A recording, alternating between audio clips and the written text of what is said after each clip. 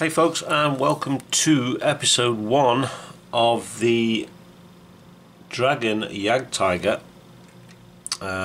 So I'm going to put this in pretty much the same format as we've done with the King Tiger. I shall work through the build following the instructions, and anything unusual or untoward that happens I'll start recording and show the issues that I have. Now, I've seen in quite a few places that Dragon instructions are not the greatest. Looking at them at the start doesn't look too bad, but we shall see. So anyway, I'm starting to waffle and ramble. So road wheels, lower hull, and I'm going to get on with it and talk to you shortly.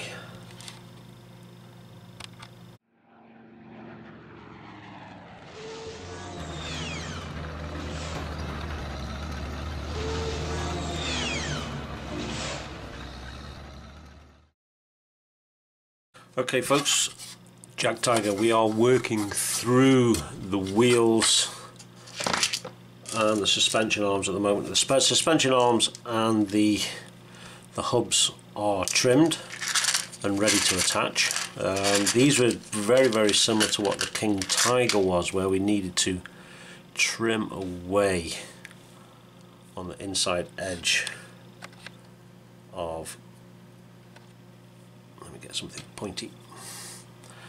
This here needed to be trimmed away and tidied up because it was right over the top of there and into that. So they've not turned out too bad, and it was the same at the top. You'll probably see it more here because it's a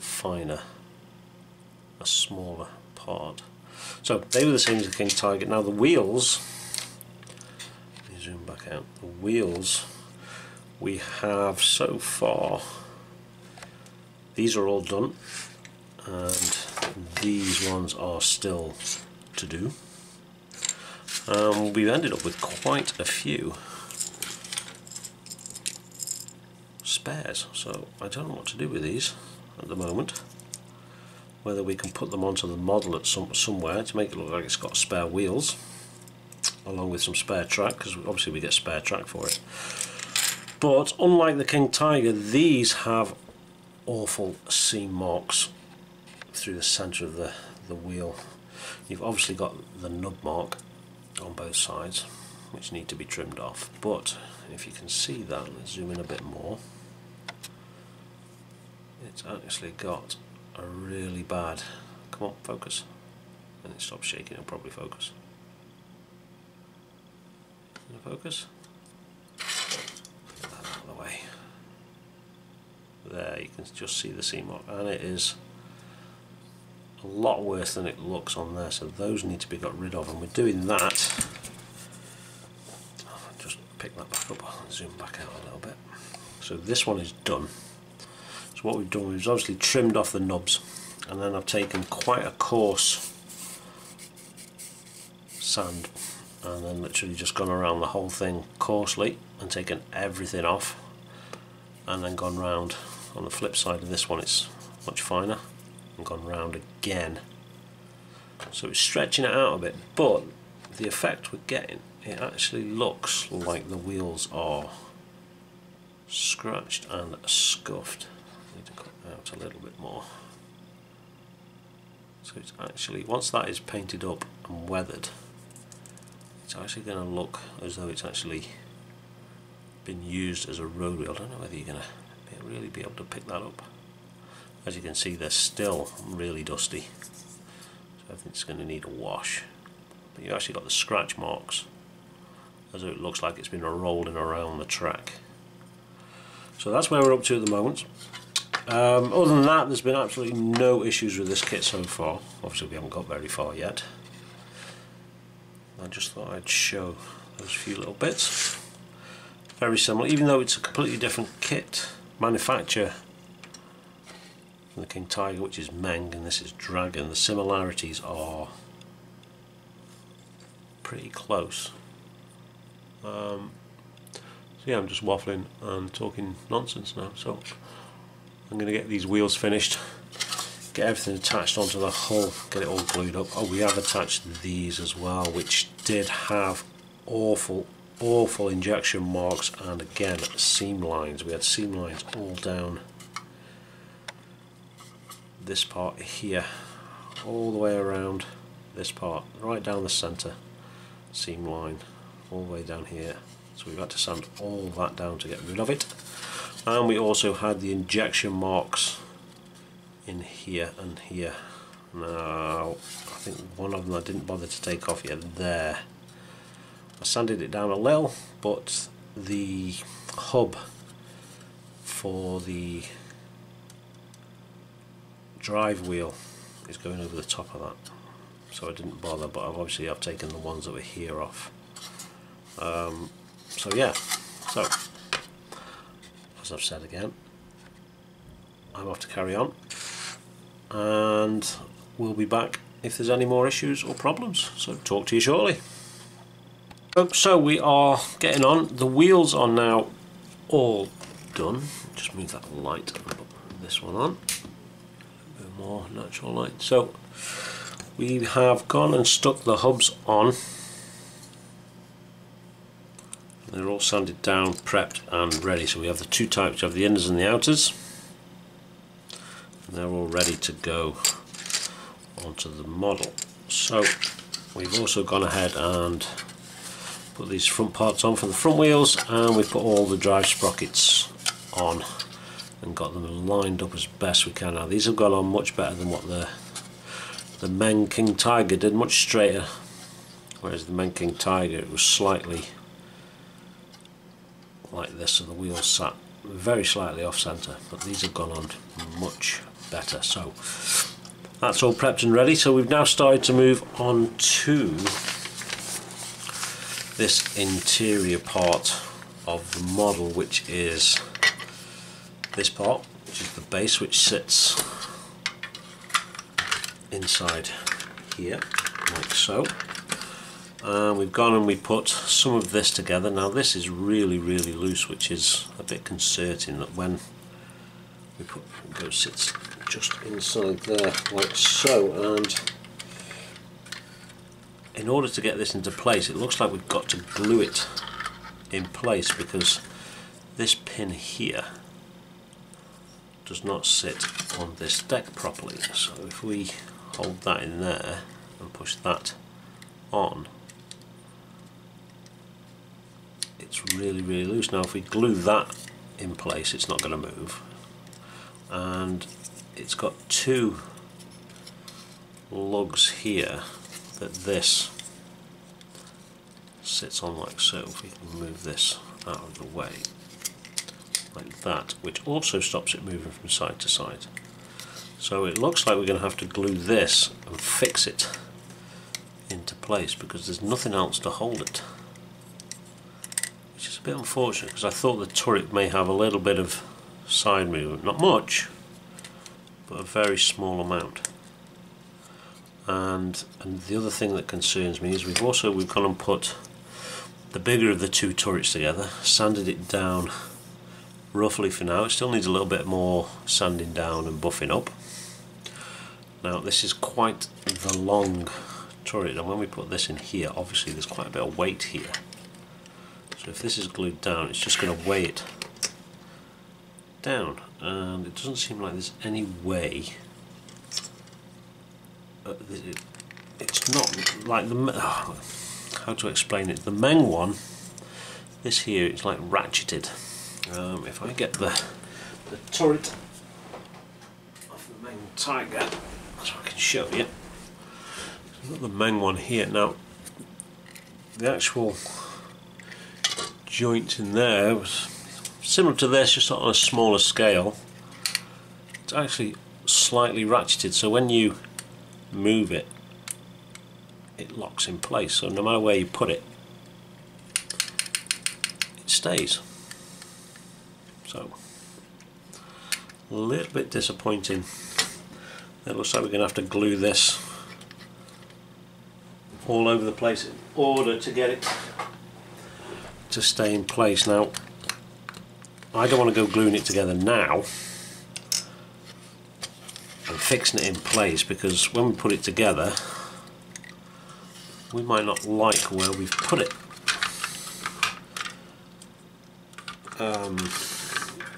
See, I don't know exactly what sort of angle. If we get the top of the turret here, put this on now, it's even awkward to have a play with it, because as soon as you touch that it falls off. So it looks like so. See, it just falls off. Obviously we're going to have this on the front of there as well. It's going to sit like so. But again, it doesn't stop it from moving about. There's also this part, which I think this may stop it from moving, hopefully, because this actually slots over the top of there like so, and then the turret goes into, where are you, into there, and then I think there's another shroud that goes on the front of that. So yeah, so I'm going to carry on playing, see how we get on. I just thought I'd show you that. A little bit disappointing, this section, how loose it is. Like, there's no resistance there at all. So anyway, I'm going to carry on, get some more done, and talk to you shortly. Okay folks, so we are moving on with this. I've now gone and completed this section I've put everything on there now. We've got this, looks like some sort of stop arm. Now it doesn't quite reach the roof of this. I thought it may very well be something to hold it in place like so, but it doesn't. I've gone and put this wire on the back. It's still really loose, but with this on there now it does stop it a little bit at that point. Now, in order to check fit and all the rest of this is working correctly, I've gone and had to jump around the instructions a little bit. I've gone, because I've had to put on this front cover, and I've gone and built up the front part of this turret just so we can see how it all goes together and fits. So if we do a dry fit now, so this part will go over the top of here like so. Obviously it doesn't sit very well, but you can now see the turret sticking out of the front of there. It's still very loose. There's nothing really to stop it from just flopping down. Now this part, you can see inside there has a groove there, and on the front of this there's a locating pin. You can see it just there. So this will sit on there and not require any glue to be held in place. So that'll sit like so. Like I say, we've had to glue it down inside so it will not move side to side, and then the turret, the gun itself slides into there until it gets to a point. This keeps moving. It's not been glued down yet, so there's like a little spot there that this bit sits in, like so. And I don't want to glue it down because we need to paint it, because I'm hoping towards the end of the build we have this back section with the doors all open so we can actually see inside. So we'll get this out of the way. So this will sit on there like so, and then the turret itself just pushes into there like that. But with it having so much weight, because this turret, I keep saying turret, this gun is so big, it just flops straight down,